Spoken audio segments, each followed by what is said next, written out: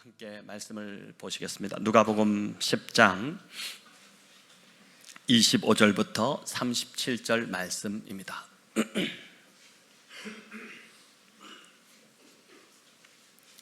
누가복음 10장 25절 37절 말씀 제가 먼저 읽겠습니다. 어떤 율법교사가 일어나 예수를 시험하여 이르되 선생님, 내가 무엇을 하여야 영생을 얻으리까?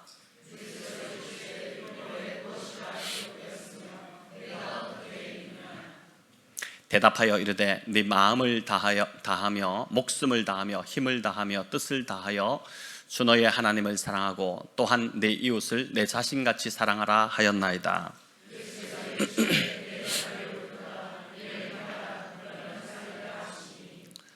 그 사람이 자기를 옳게 보이려고 예수께 여짜오되 그러면 내 이웃이 누구이니까?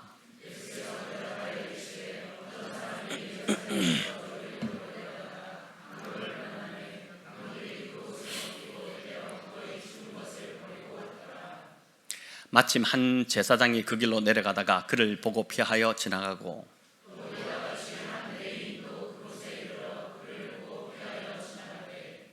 어떤 사마리아 사람은 여행하는 중 거기 이르러 그를 보고 불쌍히 여겨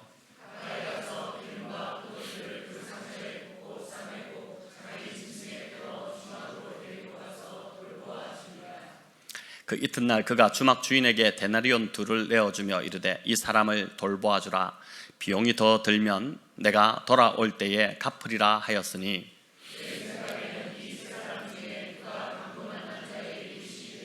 함께 읽겠습니다. 이르되 자비를 베푼 자니이다. 예수께서 이르시되 가서 너도 이와 같이 하라 하시니라. 아멘. 네, 오늘 이제 가서 너도 이와 같이 하라 이 제목으로 익히 잘 알려져 있는, 또 교회를 다니지 않는 분들도 한 번쯤은 들어봤을 만한 그런 비유의 이야기를 살펴보도록 하겠습니다.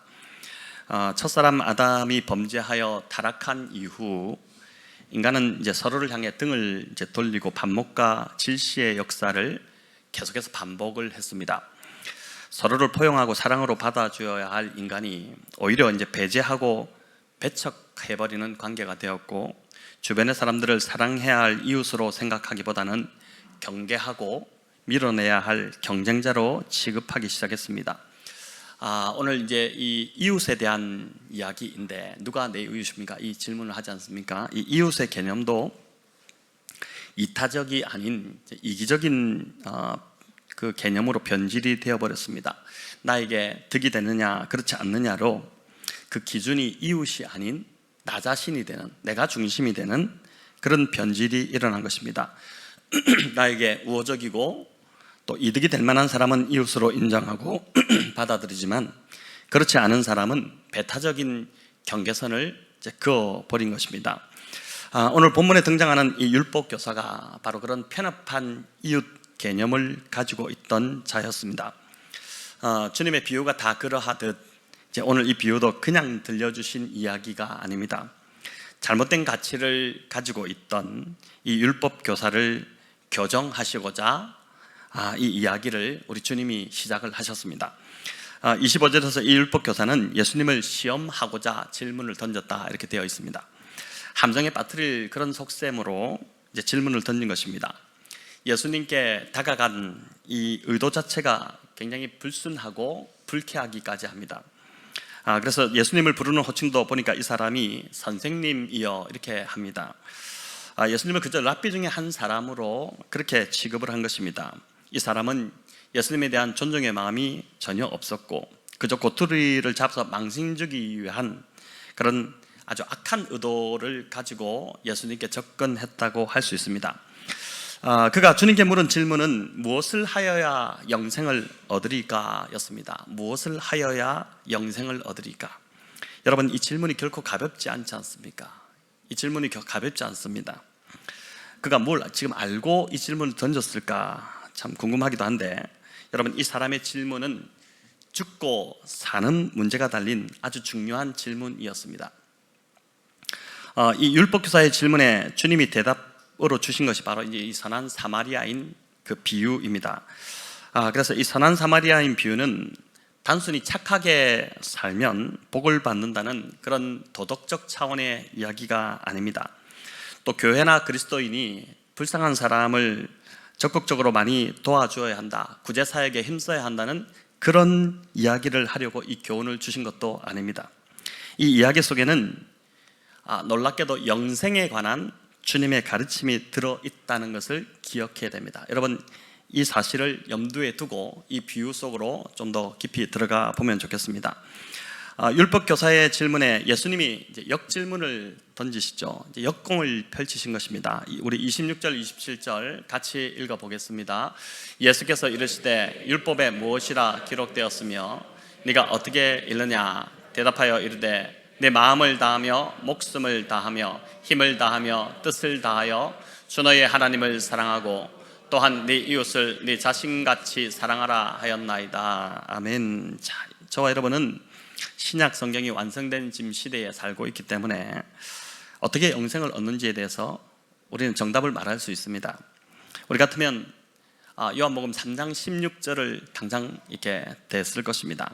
하나님 주신 독생자 예수 그리스도를 믿음으로 구원받고 영생을 얻는다는 이 사실을 우리는 잘 알고 있고 또 그렇게 대답할 것입니다. 하지만 주님은 그렇게 대답하지 않으셨죠. 그런 대답이 오히려 이 율법사에게 엉뚱한 빌미를 줄 거라고 생각을 하신 것입니다. 주님은 율법에 무엇이라고 기록되었으며 너는 어떻게 읽었느냐 이렇게 되물으셨습니다. 율법에 어떻게 기록되어 있고 너는 어떻게 읽었냐 이렇게 물으셨죠. 그러자 이 사람이 자신의 그 율법 지식, 율법 교사기 때문에 율법 지식이 얼마나 풍부하겠습니까? 그러니까 율법 지식을 뽐내기라도 하듯 하나님을 사랑하고 이웃을 사랑하라는 그 대답을 하게 됩니다.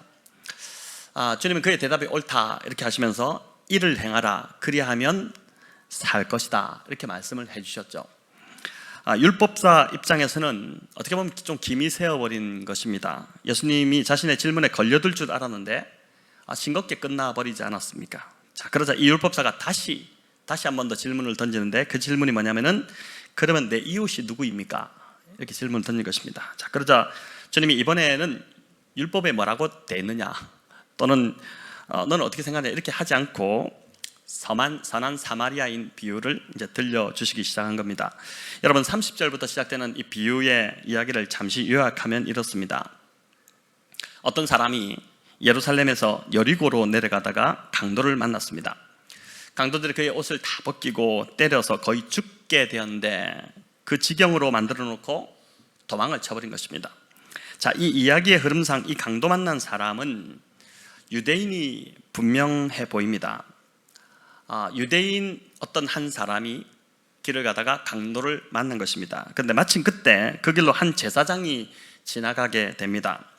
예수님의 이야기를 듣고 있던 이 율법교사와 유대인들은 이제 이 사람 살았구나 이렇게 생각을 했겠죠. 그런데 어쩐 일인지 그 제사장이 어떤 조치도 하지 않고 오히려 피해서 그냥 지나쳐 버렸습니다. 자, 이어 또 한 사람이 그것을 지나는데 레위인입니다. 그런데 그 레위인마저 못 본 채 하고 그냥 지나쳐 버렸습니다. 자, 그럼 제사장과 이 레위인은 이 거룩한 사람들이 왜 이 강도 만난 자, 어려움에 처한 자를 도와주지 않고 그냥 지나쳤을까요? 여러분 두 가지를 좀 생각해 볼 수 있습니다.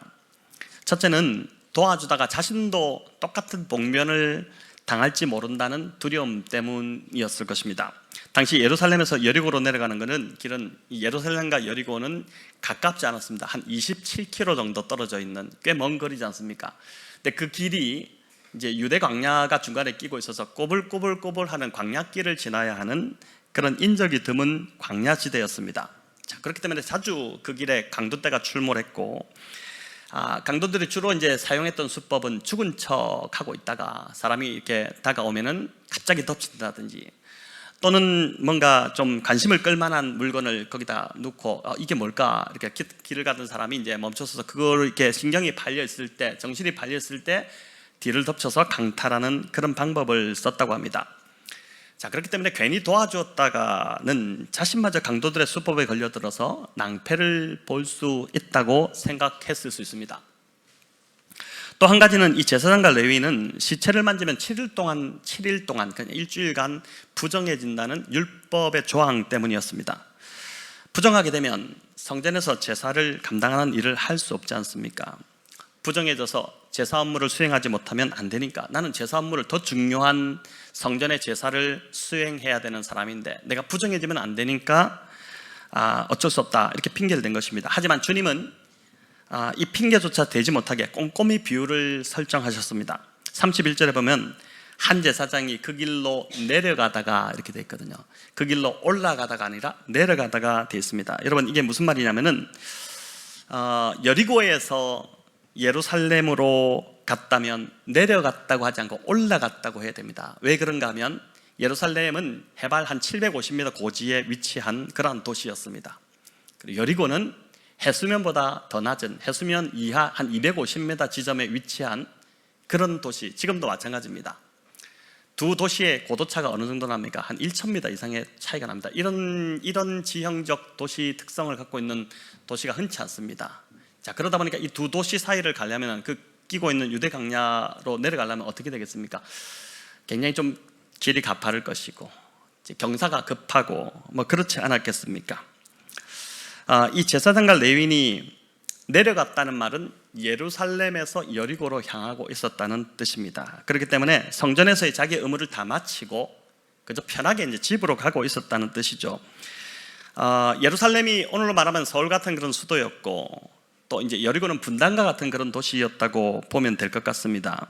제사장들과 이 레위인들이 주로 많이 거주하고 있던 곳이 이제 분당과 같은 이 여리고였습니다. 살기 좋은 그런 곳이었는데 제사장들은 일정 기간 동안에 이제 제사장들이 이제 반차를 나누어서 역할을 이제 순서에 따라서 가서 섬기고 그 기간이 끝나면은 다시 집으로 내려가서 일정 동안 쉬다가 또 자기 순서가 되면 올라가고 이렇게 이제 섬겼는데 아마 이 제사장들은 예루살렘에서 성전의 봉사를 마치고 자기의 의무가 끝난 후에 이제 집으로 돌아가는 그런 시간이었을 것입니다. 자, 그렇기 때문에 이들이 도와주지 않았다, 이것은 사실 다 핑계입니다. 가장 확실한 답은 제사장이나 레위인은 강도 만난 사람을 도와줄 마음이 없었습니다. 왜냐하면 그들을 이웃으로 생각하지 않았기 때문입니다. 이웃이었다면 도왔겠죠. 주변에 잘 모르는 이웃도 지금 아파트에 같이 엘리베이터 안에서 이렇게 오가면서 마주치면서 인사하는, 오늘도 제 교회 나오는데 또 한 분이 저희 23층에 사시는 한 분 그 전도 대상자인데 그분도 오셔서 이제 길거리 가다 이제 마주치면 인사하고 반갑게 인사하고, 제가 교회 목사인 걸 알고 교회 가는 건 아니까 잘 다녀오세요 이렇게 인사하고 합니다. 그렇게 이제 그런 분이라도 이제 거기서 길가에서 그분이 좀 좋지 않은 일을 만나면 다가가지 않겠습니까? 이웃이기 때문에. 근데 이 레위인과 또 제사장이 그 강도 만난 자에게 다가가지 않았다는 것은 이웃으로 생각하지 않았다는 뜻입니다. 여러분, 만약 자기가 가까운 이웃이나 또는 자기 가족이 그런 일을 당했다면 이 사람이 그런 핑계 저런 핑계를 댈까요? 그냥 생각지 않고 무조건 가서 돕지 않겠습니까? 뛰어들지 않겠습니까? 한마디로 이 강도 만난 사람을 이들은 이웃으로 생각하지 않은 것입니다. 자, 이제 세 번째 사람이 지나갑니다. 비유를 듣고 있던 이 율법사와 또 예수님 앞에 있던 제자들 또 무리들은 이 세 번째 사람은 구해줘야 되는데 이런 기대감이 있지 않겠습니까? 이 사람은 꼭 도와주겠지, 이 사람은 어떻게 해주겠지, 이런 기대감이 있었겠죠. 여러분, 세 번째로 어떤 사람이 등장할까요? 어떤 사람이 등장할 것 같습니까? 율법교사와 유대인 무리들은 어떤 사람을 기대했을까요? 당연히 평범한 유대인 가운데 한 사람이 등장할 거로 생각했을 것입니다. 제사장이 지금 나왔지 않습니까?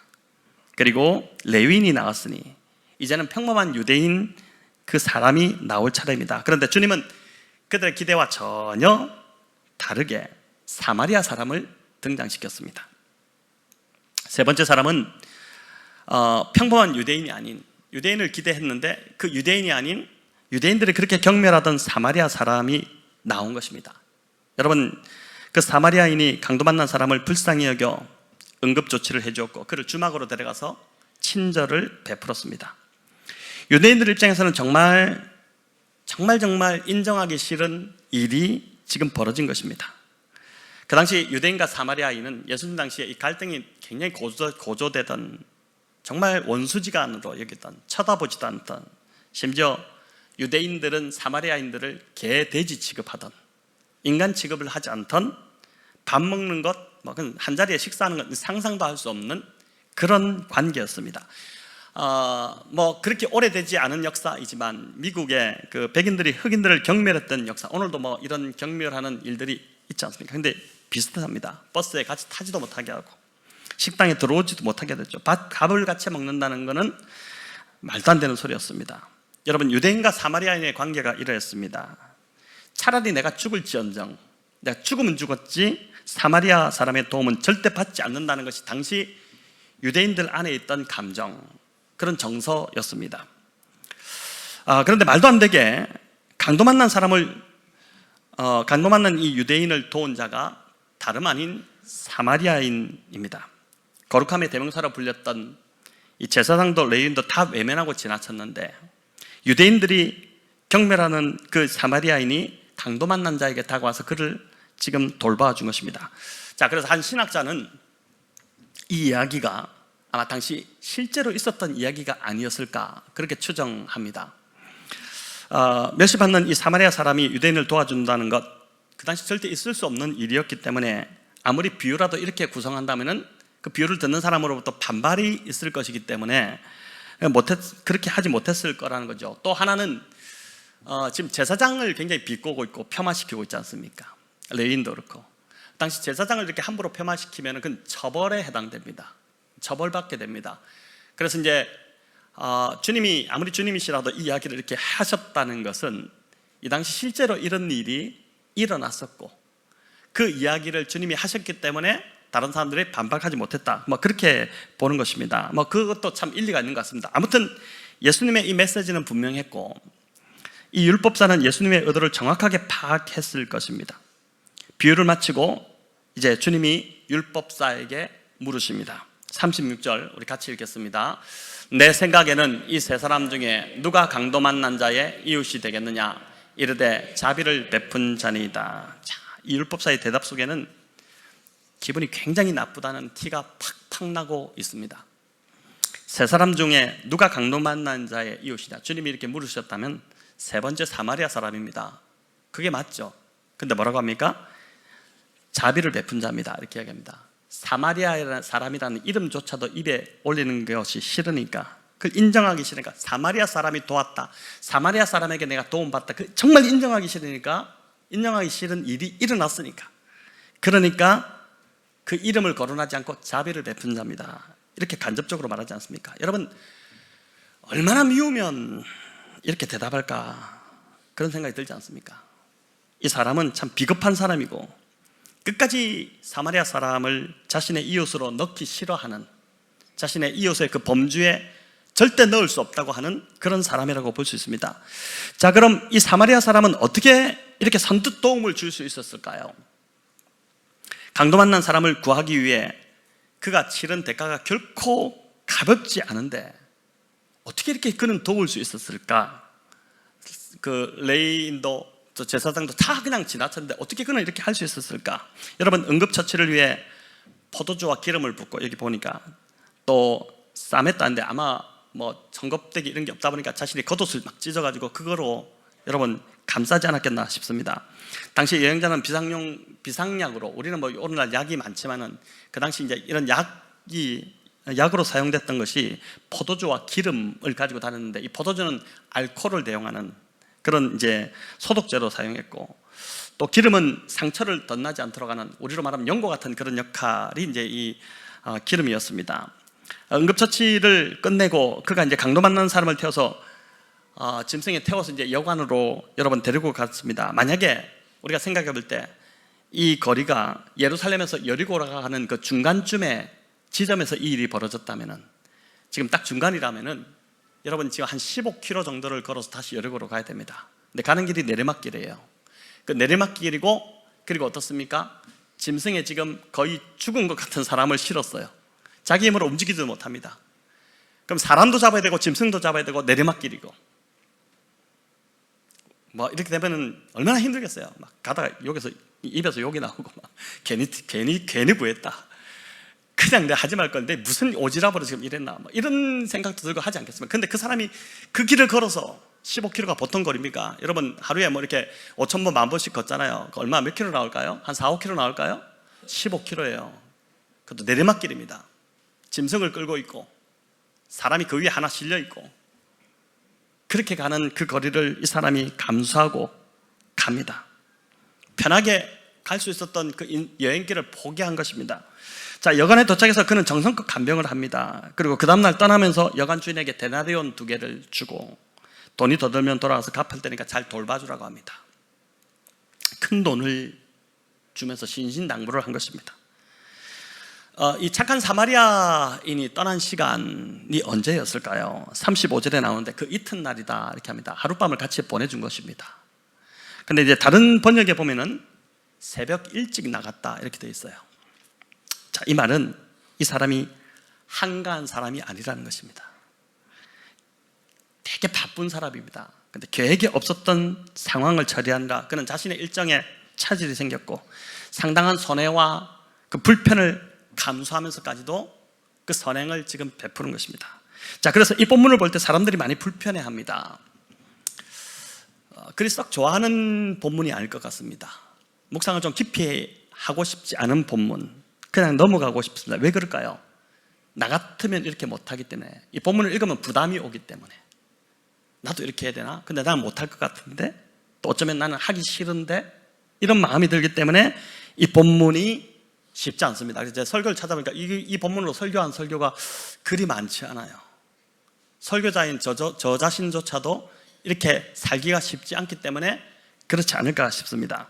자, 또 이 사마리아 사람, 도와준 사마리아 사람을 바라보는 오늘날 사람들의 시선은 어떨까요?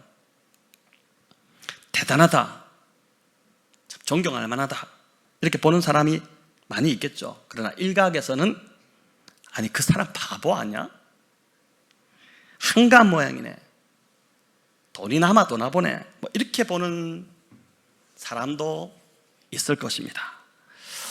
이렇게 보는 사람들은 시간이든 돈이든 내 것을 낭비하기 싫은 것입니다.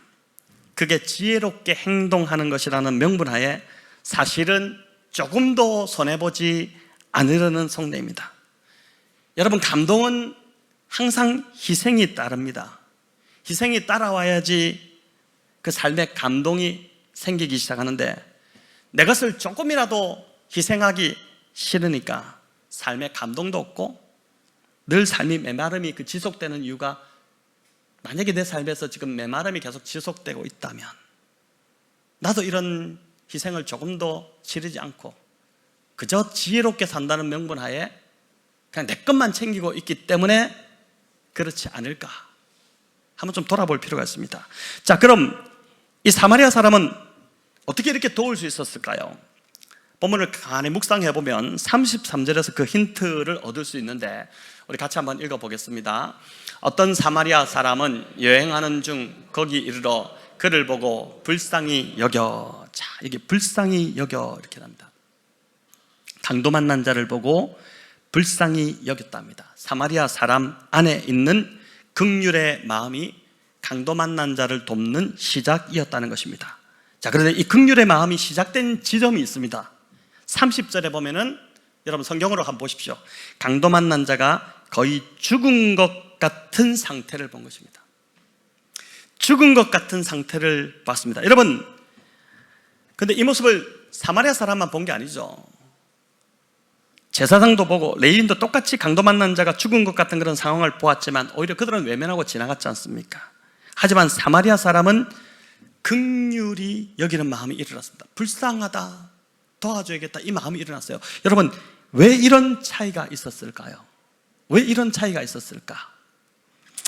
지난주에 이 본문으로 집에서 아이들과 큐티 나눔을 할 때 저희 집 아이들에게 저녁에 이제 제가 저희 경험을 하나 아이들에게 들려줬습니다. 아빠가 이 본문을 보니까 그때 일이 생각난다 이러면서 이제 하나 들려줬어요. 제가 서울영릉교회 부목사로 있을 때였는데, 한 성도님과 이제 그 성도님이 상담을 요청해 와서 그 교회 앞에 이제 파리바게트에서 이제 테이블에 앉아서 이야기를 나누고 있었습니다. 그 파리바게뜨가 약간 특이하게 1층이 아니라 2층도 아닌 한 1.5층 정도 되는 계단을 이렇게 좀 올라가서 이제 통유리로 되어 있는, 그래서 그 테이블에 있으면 밖이 다 보이는 이제 그런 곳이었습니다. 한참 이야기를 나누고 있는데 한 노숙인이 이제 그곳에 들어온 겁니다. 보니까 이제 배가 고파서 빵을 얻어먹기 위해서 온 것입니다. 차림이 굉장히 허름하고 누추하고 냄새가 나는 그런 상태였죠. 그런데 제가 그 성도님과 지금 이야기를 나누고 있는데 저희 눈과 귀는 계속 그분에게 이렇게 향하기 시작했습니다. 또 그 사람의 기어 들어가는 목소리, 구걸하러 왔기 때문에 목소리가 자신이 있겠습니까? 기어 들어가는 목소리였는데 그 기어 들어가는 목소리가 제 바로 앞에서 저에게 말씀하시는 그 성도님의 그 말소리보다도 훨씬 더 크게 들리기 시작한 것입니다. 안타깝게도 그 가게 주인은 참 매몰차게 그 사람을 내보냈습니다. 빵이라도 하나 좀 줘서 보냈으면 좋을 텐데 냄새나고 손님들에게 폐가 된다고 바로 그를 쫓아내버린 것입니다. 그 사람의 가게를 나갔고 제가 통유리 바로 옆에 통창 바로 옆에 앉아 있었기 때문에 계단 내려가는 길 다 보였거든요. 그분이 계단을 내려가서 이렇게 걸어가고 있는데 그 길로 나갔는데 이상하게 그분의 그 등이 굉장히 크게 저에게 보이기 시작한 것입니다. 그래서 제가 잠깐 상담하시는 그 집사님께 잠깐 좀 앉아 계시라 하고 빵 2개를 바로 결제하고 뛰어나갔습니다. 나가지고 그분을 불렀더니 그분이 눈이 동그래졌죠. 자기가 뭔가 잘못했나 싶어가지고 혼날까 싶어서 눈이 동그래졌는데 빵을 이렇게 챙겨 드렸습니다. 손을 잡고 빵을 드리고 쥐어드리고, 그리고 제 주머니에 보니까 이제 지갑 한 2만 원 정도가 있어서 그 돈을 꺼내서 그냥 다 제 지갑에 있는 걸 다 꺼내서 그냥 이렇게 다 그분께 함께 이렇게 드린 것입니다. 자, 그런데 그 순간 그분을 위해 제가 좀 기도해주고 싶은 마음이 들었습니다. 왜 그랬는지 모르지만 그래서 뜨겁게 그냥 서서 이제 그냥 그분의 손을 잡고 그 길 한가운데서 그분을 위해 기도를 드렸습니다. 그런데 기도가 끝날 무렵 이제 그분의 손을 잡고 있는 제 손등이로 뜨거운 눈물이 이렇게 툭툭 떨어지기 시작했습니다. 기도가 끝나고 보니 그분의 얼굴은 눈물이 범벅이 되어 있었죠. 하시는 말씀이 조심스럽게 말을 끊으시는데 자신은 본래 평범하게 살던 사람이었는데 어쩌다가 이렇게 되면서부터 서울역부터 다 이 전전긍긍하면서 몇 년을 지금 이렇게 있다. 근데 가는 곳마다 나에게 와서 이렇게 기도해 준 분이 당신이 처음입니다. 너무 감사하다 이렇게 하면서 이제 인사를 하고 왔습니다. 여러분, 제가 이 설교를 준비하다가 그때 일이 생각났습니다.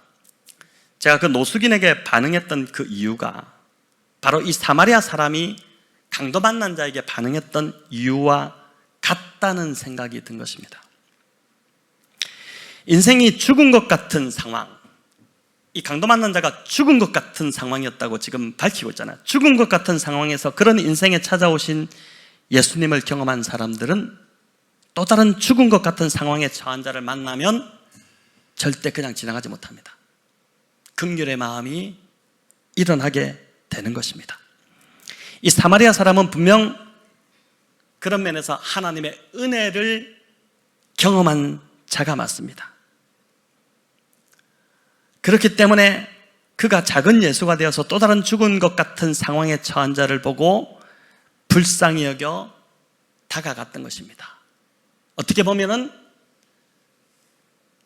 이 사마리아 사람이었다는 것은 이 사마리아 사람, 예수님이 사마리아 사람 같은 분이구나 이런 생각이 들어요. 세상 모든 사람들에게 예수님이 사마리아 사람 같은 존재 취급을 받는구나. 사람들 예수님은 쳐다보지 않죠. 문 그딴 걸 믿어. 필요 없어. 그렇게 하는데 그렇게 말하는 사람이 죽은 것 같은 상황이 될 때 찾아오시는 주님이 바로 이 사마리아 사람 같다는 생각이 드는 것입니다. 여러분, 그래서 십자가의 은혜를 오늘도 우리 찬양에서 계속 십자가를 우리가 함께 찬양했는데 십자가의 은혜를 경험한 자만이 또 다른 자를 불쌍히 여길 수 있고 그 은혜를 베풀 수 있다는 것입니다. 여러분, 이 이야기를 뒤집어 본다면 인생은 거의 죽은 것 같은 상황에 처해야 비로소 찾아오시는 그 예수님을 만나게 되는 것입니다. 평소에는 예수님을 이방인 취급했는데 쳐다보지도 않고 어떤 그런 사람 경멸하기도 하고 그렇게 했는데 자기가 죽은 것 같은 상황이 되니까 비로소 찾아오시는 이방인 같은 예수님, 그분이 구원자가 된다는 것입니다. 강도 만난 자가 은혜를 입었던 이유는 단 한 가지입니다. 그가 거의 죽게 되었기 때문에, 죽은 것 같이 되었기 때문에 그가 은혜를 입었습니다. 여러분, 만일 조금이라도 자신의 힘으로 일어나 그 자리를 피할 수 있었거나 또는 자신이 의지하는 어떤 것이 거기에 있었다면 그 강도 만난 자는 절대로 사마리아 사람을 의지하지 않고 그 도움을 받지 않았을 것입니다. 사마리아 사람이 왜 나를 도와? 이렇게 하면서 물리쳤겠죠. 근데 그가 자기의 힘으로 살아날 수 있는 그 어떤 가능성도 없었기 때문에, 가능성 제로였기 때문에, 자기 힘으로 어찌할 수 없는 상황에 떨어졌기 때문에 자신에게 찾아온 그 사마리아 이방인 예수 그리스도, 그분을 받아들였던 것이죠. 자, 이렇게 본다면 제사장과 레위인은 하나님은 진정으로 사랑하는데 이웃을 사랑하지 못한 것 아닙니다. 결코 그렇지 않습니다. 다시 말해 이들은 하나님을 진정으로 사랑하지 않았습니다. 하나님을 사랑하지 않았기 때문에 이웃도 사랑할 수 없었던 것입니다. 하나님을 진정으로 사랑했다면 자연스럽게 그 사랑이 이웃으로 흘러갈 수밖에 없습니다. 하나님 사랑이 없었기 때문에 이웃을 돌보지 못한 것입니다. 놀랍지 않습니까? 이들이 지금 방금 전에 어디서 왔어요? 예루살렘 성전에서 왔잖아요. 화려한 예배 속에서 예배를 섬기며 그 예배 속에서 그 예배가 하나님 만나는 자리인데, 그 하나님 만나는 자리에 거기서 섬기던 자들이 어떻게 하나님 사랑이 없었다는 게, 여러분 이게 이해가 되십니까? 우리가 충분히 그럴 수 있다는 것을 기억해야 됩니다. 두렵게 이 말씀을 받으면 좋겠습니다. 우리가 주일날 교회 다니고 예배 드리고 한다고 해서 우리 안에 하나님의 사랑이 있다, 내가 십자가를 경험했다고 스스로 속고 있을 수 있다는 것입니다. 절대 그렇지 않습니다. 정말 이들은 겉으로 보기에는 대단히 화려해 보이는, 거룩해 보이는 종교 지도자들이었지만 실은 신앙이 있는 척하는 허울 좋은 종교인, 하나도 하나님을 사랑하지 않는 그런 뻔뻔스러운 종교인이었다는 것입니다. 여러분, 구원의 은혜를 입은 자들은 반드시 관심이 자기에게서 또 다른 죽어가는 영혼에게 향하기 마련입니다. 그렇지 않다면 가짜예요. 자기에게 집중하던 삶에서 또 다른 강도 만난 자와 같은 그 사람에게 관심이 향할 수밖에 없습니다. 설교를 시작하며 제가 이 비유가 단지 착한 일을 많이 하자든지 또는 구제와 선행이 중요하다는 그런 비유가 아니라고 말씀드렸습니다. 어떻게 보면 오늘날 보니까 병원 이름도 선한 사마리아인 병원, 또 어떤 자선단체도 선한 사마리아 이런 많이 쓰는데, 과연 이 비유가 의미하는 바를 바르게 알고 그 이름들을 쓸까, 이런 생각들을 해보게 됩니다. 여러분, 이 비유는 영생에 관한 비유입니다. 영생은 이웃을 사랑해서 얻는 것이 아닙니다. 그런 행위로 영생을 얻는 것 아닙니다. 행위로 구원받는 것 아닙니다. 영생은 죽은 것 같은 상황이 되었을 때 그 자리에 찾아오신, 내가 그렇게 배척했던 예수 그리스도, 그분을 구주로 만나고 영접할 때 그 순간 내 삶에 영생이 찾아오게 되는 것입니다. 그렇게 주님을 영접한 자는 자연스럽게 이웃을 사랑하는 삶으로 이어질 수밖에 없습니다. 삶의 관심이 나에게 집중되지 않고 주변을 돌아보게 된다는 것입니다. 여러분, 이 비유가 진정으로 말하고자 하는 의미는 바로 이것입니다. 오늘 이 비유를 빈센트 반 고흐가 선한 사마리아인 또는 착한 사마리아인으로 이란 제목으로 그림에 담았습니다. 제가 좀 이따 보여드릴 텐데 아직 띄우지 마시고, 제가 이 그림을 이 고흐가 여러분, 이 그림을 그린 이유가 있었습니다.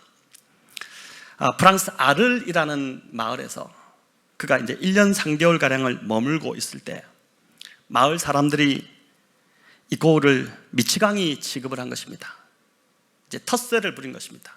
웬 쓸데없는 사람이 우리 마을에 들어와서 우리가 잘 살고 있는데, 이렇게 하면서 이제 텃세를 부리면서 그를 미치광이 취급해버렸어요. 미치광이가 아닌데 미치광이 취급을 그렇게 뒤집어 씌워버린 것입니다.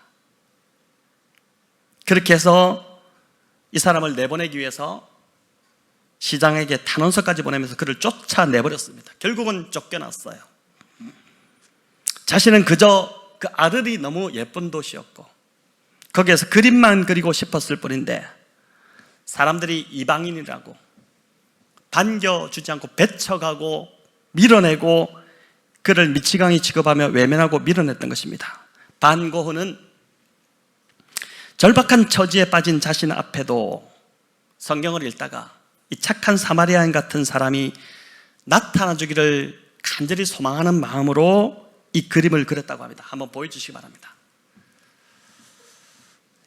오늘 본문 비유 속의 이 그림입니다. 여러분, 이 선한 사마리아인이 강도 만난 자 옷도 다 벗겨지고 그 사람을 지금 말에 태우고 있는데 이 그림에서 묘한 대비가 있지 않습니까? 여러분, 왼쪽을 보시면 등을 돌리고 길을 가는 사람이 보입니다. 좀 크게 보면 이렇게 등을 돌리고 길을 내려가는 사람이 보이고 바로 앞에 사람이 누구일까요?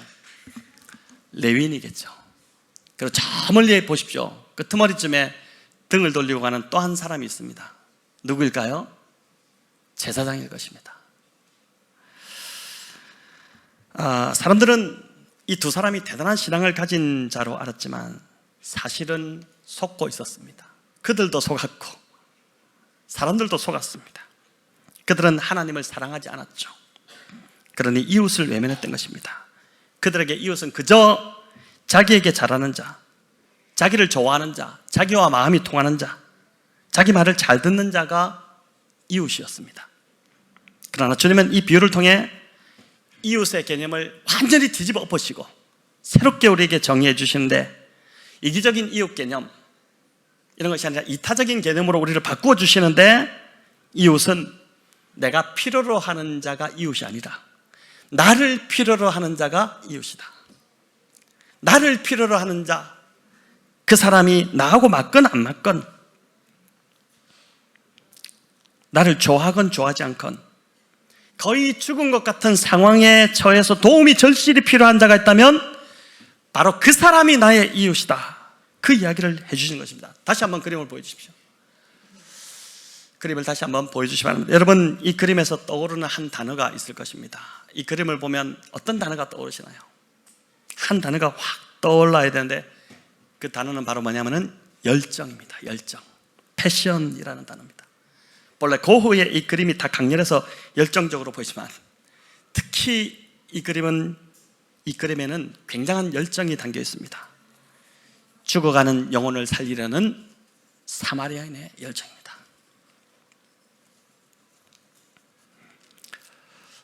이 사마리아인은 바로 죽어가는 저와 여러분을 살리시기 위해서 이 땅에 오신 우리 주님의 모습이고, 또한 그 주님으로 인해 살아난 저와 여러분이 작은 뜻으로 또 다른 죽어가는 사람에게 다가가야 할 모습입니다. 예수님의 모습이 이 그림에 담겨 있기 때문에 이 그림에는 예수님의 패션, 그 열정이 느껴지는 것입니다. 이 그림을, 이 본문의 비유를 이해하고 이 그림을 보면, 또 이 고흐의 당시 당했던 사정을 이해하고 이 그림을 본다면 열정이 느껴질 수밖에 없습니다. 사랑하는 백원영동교회 성도 여러분, 우리의 열정과 에너지를 어디에 써야 하겠습니까? 언제까지 내 가족, 또 내 문제, 나의 안위만을 위해서 그 열정을 사용하시겠습니까? 또 그저 우리끼리 교회 안에서 성을 쌓고 그 안에서 진한 우정을 나누며 서로의 버팀목이 되어주는 그런 일에 우리의 열정을 써야 할까요? 그것도 필요하겠지만 지금도 거의 죽은 것 같은 상태에 놓인 수많은 사람들, 도와달라고 아우성치고 있는 그들을 살리는 일에 교회와 우리 성도님들의 에너지를 쏟아 부어야 할 것입니다. 앞으로 저희 교회가 그렇게 되기를 간절히 소망합니다. 사단은 자꾸만 우리의 눈을 돌려서 내부의 문제만 보게 하려고 합니다. 에너지를 거기에 다 쓰게 만드는 것입니다. 그게 여러분 사단의 전략입니다. 넘어가지 마시기 바랍니다. 우리가 진짜 보아야 할 것은 지금도 주님이 없어서 죽어가고 있는, 거의 죽은 것 같은 상태에서 도움을 기다리고 있는 그 영혼들입니다. 추수할 곳은 많지만 추수할 일꾼이 없다 탄식하시는 그 주님의 음성이 저와 여러분에게 더 크게 들려야 됩니다. 여러분, 마지막 37절 우리 주님의 음성인데 같이 읽고 설교를 마칩니다. 읽어보겠습니다. 가서 너도 이와 같이 하라. 가서 너도 이와 같이 하라. 우리 주님이 우리에게 행하셨던 것처럼, 우리 주님이 우리에게 오셔서 죽은 것 같은 우리를 회복시키셨던 것처럼, 살려주셨던 것처럼 가서 죽어가는 자의 선한 이웃이 되어주는 우리 성도님들 다 되시기를 우리 주님의 이름으로 축원합니다.